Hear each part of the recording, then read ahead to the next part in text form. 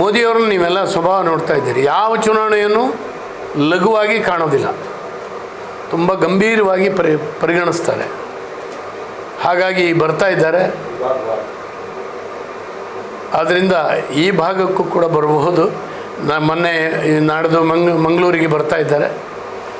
ಖಂಡಿತ ಈ ದೇಶದಲ್ಲಿ ರೆಸ್ಟ್ಲೆಸ್ ಆಗಿ ಮೋದಿ ಓಡಾಡ್ತಾ ಇದ್ದಾರೆ. ಅದು ಚುನಾವಣೆ ಇರ್ಬೋದು, ಅದು ಅಭಿವೃದ್ಧಿ ಕಾರ್ಯಕ್ರಮಗಳ ಬಗ್ಗೆ ಇರ್ಬೋದು. ವಿಶೇಷವಾಗಿ ಗಮನವನ್ನು ಕೊಟ್ಟು ಈ ದೇಶದ ಏಳಿಗೆಗೆ ಪ್ರಯತ್ನ ಮಾಡ್ತಾ ಇದ್ದಾರೆ. ಸಹಜವಾಗಿ ಮತ್ತೊಮ್ಮೆ ಅಧಿಕಾರಕ್ಕೆ ಬರಬೇಕು, ಮತ್ತೊಮ್ಮೆ ಈ ದೇಶವನ್ನು ಗಟ್ಟಿಗೊಳಿಸಬೇಕು ಅನ್ನುವಂಥ ಒಂದು ಸಂಕಲ್ಪದಿಂದ ಈ ಕೆಲಸ ಆಗ್ತಾಯಿದೆ.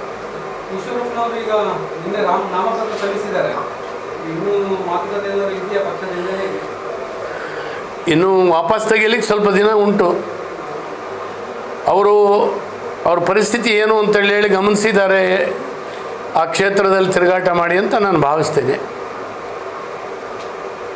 ಹಿಂಸರಿದ್ರೆ ತುಂಬ ಒಳ್ಳೆಯದಾಗ್ತದೆ, ಇಲ್ಲದಿದ್ದರೆ ಅವರ ನೆಲೆ ಏನು ಅಂತೇಳಿ ಗೊತ್ತಾಗ್ತದೆ. ಇಷ್ಟು ದೊಡ್ಡ ಕ್ಷೇತ್ರದಲ್ಲಿ ರಾಘವೇಂದ್ರ ಅವರು ಅಪಾರವಾಗಿರ್ತಕ್ಕಂಥ ಅಭಿವೃದ್ಧಿ ಕೆಲಸಗಳನ್ನು ಮಾಡಿದ್ದಾರೆ. ಹಾಗಾಗಿ ರಾಘವೇಂದ್ರ ಅವ್ರನ್ನ ಸೋಲಿಸ್ಲಿಕ್ಕೆ ಅಲ್ಲಿ ಸಾಧ್ಯವೇ ಇಲ್ಲ. ಅದು ಕಾಂಗ್ರೆಸ್ ಇರ್ಬೋದು, ಅದು ಈಶ್ವರಪ್ಪನವ್ರು ಇರ್ಬೋದು. ಈಶ್ವರಪ್ಪನವರು ವಾಪಸ್ ತೆಗೆದು ಪಕ್ಷದ ಒಳಗಡೆ ಇರಬೇಕು ಅಂತ ಹೇಳಿ ನನ್ನ ಆಶಯ ಇದೆ.